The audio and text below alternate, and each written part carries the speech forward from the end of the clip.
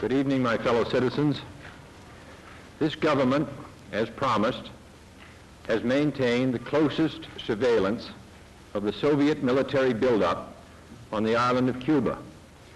Within the past week, unmistakable evidence has established the fact that a series of offensive missile sites is now in preparation on that imprisoned island.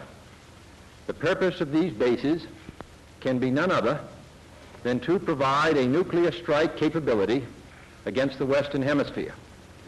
Only last Thursday, as evidence of this rapid offensive buildup was already in my hand, Soviet Foreign Minister Gromyko told me in my office that he was instructed to make it clear once again, as he said his government had already done, that Soviet assistance to Cuba, and I quote, pursued solely the purpose of contributing to the defense capabilities of Cuba, unquote.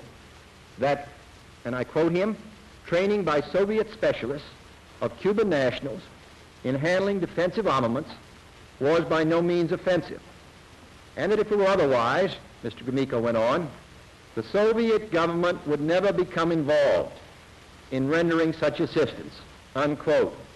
That statement also was false. Acting therefore in the defense of our own security and of the entire Western Hemisphere, and under the authority entrusted to me by the Constitution, as endorsed by the resolution of the Congress, I have directed that the following initial steps be taken immediately. To halt this offensive buildup, a strict quarantine on all offensive military equipment under shipment to Cuba is being initiated. All ships of any kind bound for Cuba, from whatever nation or port, will, if found to contain cargoes of offensive weapons, be turned back.